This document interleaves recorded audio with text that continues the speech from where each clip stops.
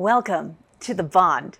So I have been anticipating sharing the second part of Adam's Falconry's adventures with you. And I have really wanted to dive deeper into how we can share the bond with nature as it pertains to birds of prey. Now, if you'll remember from last time, we covered falcons, hawks, owls, and even the occasional vulture. But with this episode, we want to dive into that captivating journey, that world of falconry, where we have this exclusive interview with Adam's Falconry and understand the depths of the academic information all the way to the vast skies where all the falcons soar. Now, if that sounds a little much to you, that's okay. Because what we need to do is understand how that human-bird connection is built, how that bond is built with these majestic birds of prey. You see, forging a bond with another creature in nature is really interesting. If you think about the windswept fields where falconers often practice to more urban places where they might be shooting off an eagle from a water reserve or a dry riverbed. Now, birds of prey can be anywhere, but they're of course much more comfortable in wild open spaces. Today in Southern California, you can learn to be a part of this legacy, this ancient practice, and unravel the mysteries of the sky in order to gain that deeper appreciation with a remarkable connection to nature. It's really a bond between birds and humans. We've been focusing in the past on a couple of birds that are very common in California, and that is the hawk and the peregrine falcon. And understanding how is that partnership formed? That is primarily to the benefit of the human, or is it to the benefit of the animal? Or sometimes it's both. How is trust built? One way is by consistency and understanding that you're there to live harmoniously together. Now you see, throughout history, humans have trained various animals to help them in the act of hunting. And even camels play a role in this. It could be camels or horses, shooting your quarry with bow and arrow as opposed to bullets. But in this case, it's using birds of prey. Whether you want to reduce your fox population or if you want to think about using falconry in a rom-com or a romantic comedy. Now see, how would falconry be used in a comedy? Can you imagine if there was really a story about that woman who was overworked and lived in the city and then eventually had to go out and leave her corporate high-end big city job to go to her childhood girlfriend's house in the country, whom she hasn't seen since college? Now, if we know the formula for some of these rom-coms, we know that the story reveals that the friend has a humble sheep farm that has fallen on hard times and she may lose it. And maybe she wants to start a side yarn spinning business with the wool that she shears from her sheep. But there's always going to be that gruff, rugged falconer who keeps to himself, but secretly is a prince and funds the local orphanage and the elderly retirement home and does all these fantastic things for the local community. And he also happens to have that passion for falconry. There's always going to be a red herring love interest that just is not understanding our main character, our heroine. It's a bad love interest, and it usually is working for an evil corporation that wants to develop the land that her friend's sheep farm happens to be on. Maybe he wants to send foxes into the country in order to cut down on the population of domestic sheep. Or maybe there's a calamity which befalls our main character, and the best friend and the falconer is able to step in, show bravery, and help use his falcon in order to get rid of those foxes, save the flock, and the fluffy white sheep and lambs. Now, does this act of heroism impress our heroine so that she falls in love with the falconer? So that her friend can go on with the yarn business and start a sweater for the whole community? Or have one sweater for each person in the community? Does she also learn to leave her city life behind and love birds like our falconer does? Well, let's say she does, and all that adversity and getting rid of the wrong guy and going with the right guy, all is because this is a falconer who has a heart for nature. Does that sound like a Hallmark movie to you? Well, it could be. And Adam's falconry, and Gia, as she explains about the hawk and the peregrine and the sharp talons and the keen eyesight and all of that, is one way that we can use our own imaginations about the role of falconry in today's modern world. Whether it's a rom-com movie or it's a group of nature that helps us embrace the natural world as a counterbalance to our office world. There are lots of different ways of referring to groups of birds. We have a flock of sheep, and we also have a convocation of eagles, or a cast of hawks, or an ire of peregrines, or what I love most, a parliament of owls, which to me evokes images of these very wise owls in their formal robes, ready to be seated in Parliament and have a wise discussion.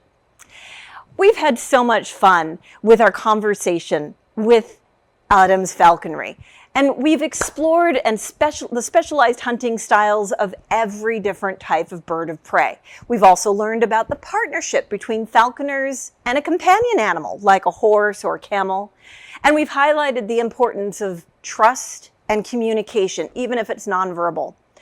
You see, birds of prey have very, very sharp eyesight. They can help spot dense color and see spectrums of light that humans cannot. So they actually enhance the capabilities that humans have once that bond is formed in nature. So from the intricate art of falconry and the timeless wisdom that's been passed down from generation to generation to today, we have become enlightened. And if you're interested in volunteering at a estuary or a preserve near you or some area like Adam's falconry, I suggest that you reach out to them in your local area, because healthy birds help build a healthy ecosystem. And until next time, we want to continue to explore the natural wonders of our world and how we can contribute, even if it's something like just taking a walk and doing some harmless bird watching, or understanding that the litter that you strew on the ground could harm somebody in the wildlife or a creature. And we want to pick up after ourselves. We want to respect the area that we're in so that we can better respect the people that we're involved with our own families, our friends, and our community. We've learned how to forge a bond between man and nature. We've learned how to seek out new opportunities in order to deepen our bond with nature. And what we want to do is appreciate the bond that unites us all.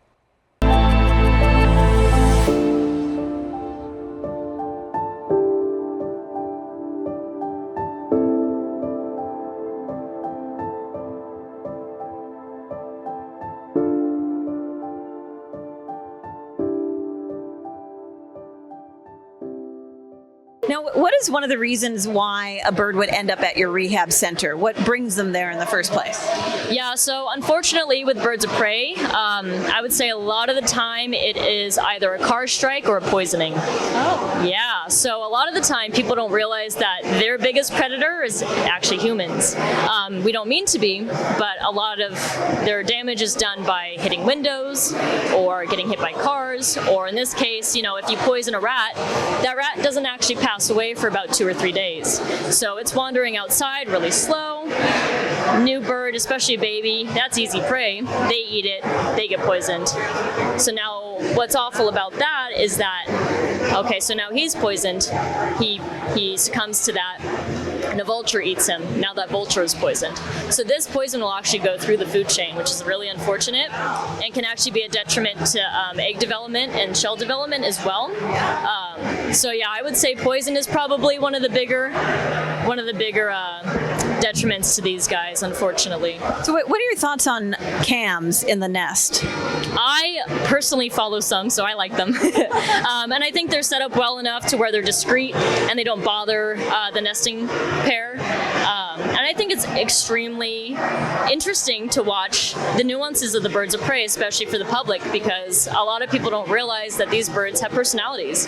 What do you mean by personality? You can tell the difference. This one cat likes jokes, that one doesn't? Yeah, maybe. So yeah, I would say they're kind of like dogs, you know, so they all have their breed specific, you know, golden retriever is a golden retriever, but then each golden retriever is very specific personality. Okay. So kind of the same thing. So a Harris hawk is a Harris hawk, but then fox is very, you know, has his quirks, and then my other bird has his quirks. And then I like to compare falcons and hawks, kind of like cats and dogs almost. So yeah, I think that's always interesting to see the nesting cams, because then you get to know the birds, if you will. And then it's like, it's a little bit fun to get the community involved, I think, and be able to get more of a bird's eye view, I guess. I like the bird's eye view for the bird. Now, what do you think about therapeutic benefits of the falconer? Is there anything, like if you've been through just a bad patch in your life, would you recommend working with birds as a way of therapy, or? This is an interesting question. I have not actually thought about too much. I call them my emotional support birds, just because the bond that we have is so much deeper than any other animal I've ever encountered, and it's because it has to be. It's not emotional, it's trust-based. So there's no love, there's no anything, no human emotions involved, maybe on my side at least. I do love these birds. But mutually, it's all trust and respect. So taking away that emotional side from it and making it purely, strictly primal, wild, whatever you want to call it, I think is really incredible to be able to have something be so interested, well, tolerate you, I should say. But I don't know. I guess it depends. Therapy, it depends how you need it, I think. A lot of the time volunteering at the rehab center was really, really cool. I got to step away from outside life, dive into the birds, conservation aspect, and truly the thing I love, which was the medical side of things. And then there's some people that, like, I mean, I'll walk around with these guys in the morning and just kind of relax, you know? So it's kind of like walking your dog. So it is therapeutic for you. Totally, yeah. So I guess it definitely depends who you ask and kind of what you're doing with them. But I would say, yeah. Sort of it takes you out of that busy, stressful life and lets you bond with nature, basically. Yeah, absolutely. And you actually have to take yourself out because they are wild animals. And just like working with a horse, you know, they're going to sense that energy from you if you're stressed out, angry, or, you know, whatever it is, crazy environment maybe. And so with that, you have to step back and really be there for the animal. Nothing else matters at that point. So let me ask you this. If a city dweller who knows nothing about wildlife or birds or anything, maybe they saw a parakeet once, how would you get them interested and engaged and excited about the art of working? Thank you. That was very polite of you. Well, I think one thing, mainly, very well managed. He is such a good boy. I think coming out to the public events like this is actually a great way to kind of introduce people to it. Because at first it can be a little bit intimidating to maybe want to step into a bird field, if you will, whether that be volunteering or even doing falconry. It's kind of hard to find your way sometimes.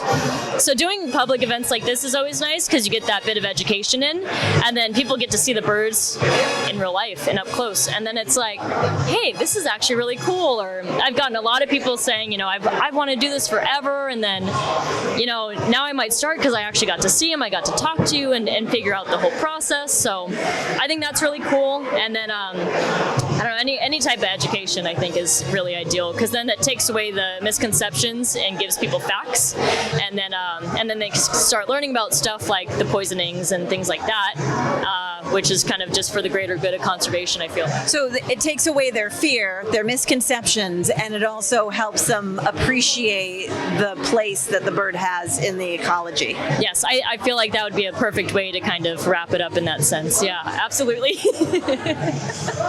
Why, thank you. Have you ever had to calm down a bird that seemed agitated by something? Yes, so actually great example. You saw he got a little nervous with this. I put that hood on. Now he's fine. Yeah, so, and especially these guys, you know, they don't know what this banner is, so that might be a little spooky. So I actually think working with horses has helped me with that, because I'm able to look at things a little bit more better from a bird's perspective, if you will. So, say he's getting anxious about something, it's like, oh, okay, well, no wonder there's a dog and a flag and, big loud noises or something. And you can kind of mitigate any issues that you have accordingly. Especially with falconry, I think hoods are one of the most important things. A lot of people that don't know about them think it might be harmful to the bird, but it's probably one of the best things that we have for the bird, because we do have to remember they're still wild, and lots of colors and people, that can be a little spooky for them. So tell me about this peregrine. First of all, he's got a fabulous hat. Yes. He does look very good on him, I would say. Peregrine falcons, you can tell he is a little bit smaller, different species than the Harris hawk, of course. And his feet are actually a little bit different as well. They're a little bit more lanky and long toes, because they have different hunting styles. And their claws are not as rounded. Not as rounded, yeah. So with a hawk, for example, they're actually using their feet to crush their prey. Oh, so they use those round things to actually crush the prey so and pick squeeze it in order to. So I thought it was just picking it up. Yeah, so also that also is used for that, but that is how they get their prey to succumb. So they're able to eat them. And with this guy, he'll be diving at his prey midair. So he'll get them with impact. So he curls these toes up, gives them a nice little punch, and peregrine falcons can actually fly at about 247 miles an hour when they're stooping towards their prey. So pretty incredible. And he does it all with his brass knuckles. He does, yes, he sure does.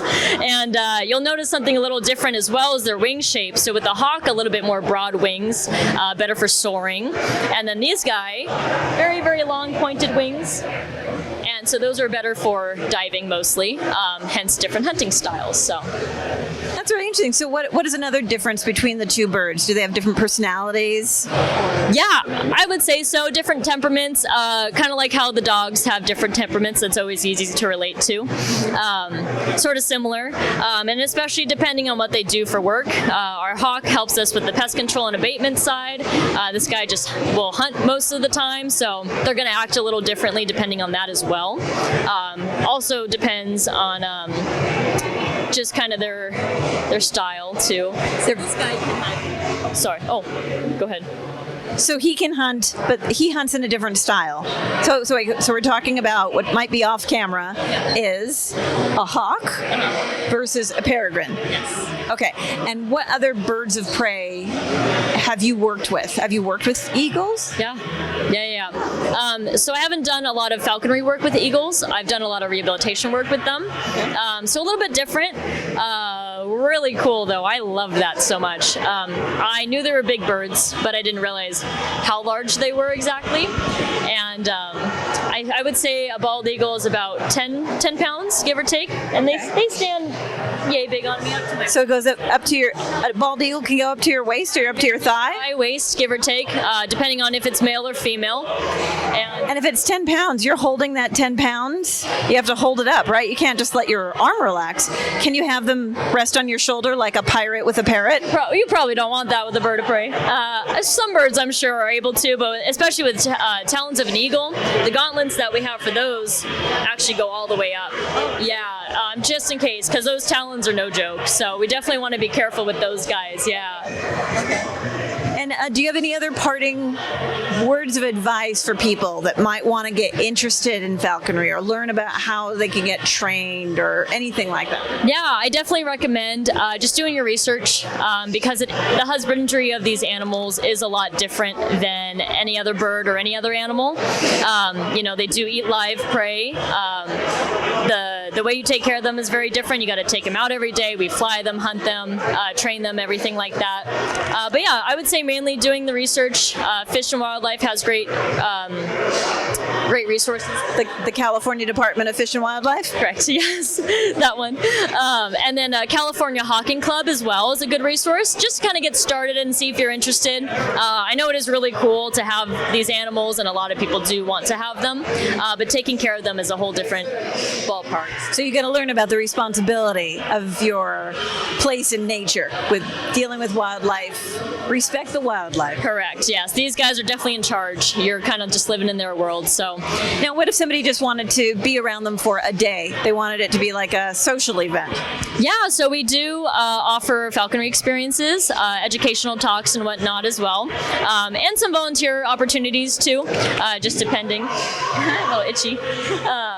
And so, yeah, I would just look for Adams Falconry is personally the company I work for. We're down in San Juan Capistrano. And yeah, so you can totally sign up with us to do a falconry experience. These birds can fly to you. You get to learn about a couple other birds of prey that we have as well, and also see our owl. But yeah, I think falconry is amazing. It's an incredible sport to get into, and especially for people who are serious about it, I think it's definitely worth the time and effort for sure. Just out of curiosity, why is an owl an advanced master falconry situation? I can understand an eagle, but why an owl? Aren't they wise? Yeah, they're just very different animals. They tend to be a little bit more nocturnal as well, and just kind of what you can do with them is a little different too. Hunting might be a little different, especially if you are hunting at night instead. Can you give me an example Of how the hunting is different with an owl? Oh, yes, yeah, sorry. Of course I can. So owls actually tend to use more of their hearing for hunting rather than their sight. They do still use sight, and that's why their eyes are much lighter than other birds of prey, because they're actually able to receive more light that way, which is interesting. Yeah, I actually learned that a few months ago, which is really cool. So I'll share that with you. Thank you. And so with owls, they'll use their hearing for hunting, and their ears are just slightly off-centered, so they're able to hear different frequencies. So you might not even be able to hear what he's trying to go after. So a lot of the time, owls are used for educational purposes, and they're either rehabilitated or something like that. But it's definitely possible to go out and hunt with them. Well, thank you so much, Gia. I really appreciate you sharing all of your knowledge with falconry. We have been so privileged with being able to talk with Gia and two of her favorite birds, a hawk and a peregrine from Adams Falconry, and learning a better way that people can bond with nature. See you next time.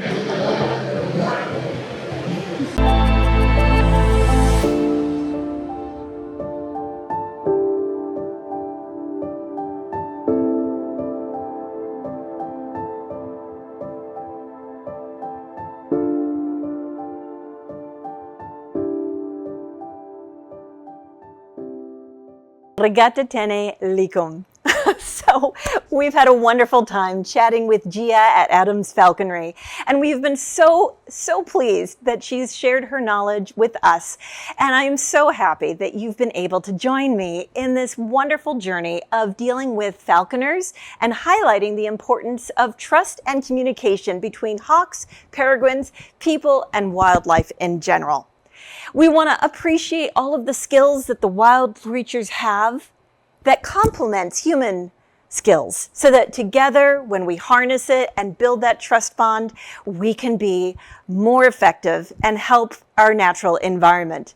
So I want to thank you so much for joining me and helping me understand better this fascinating world of predators and birds of prey and how they can actually help us be better people, to build characters like trust, patience, perseverance, and consistency. And so I really urge you to volunteer and see if maybe that is something that helps you welcome the world of nature into your urban, suburban, or city lifestyle. So thank you so much for joining me, and until we bond again.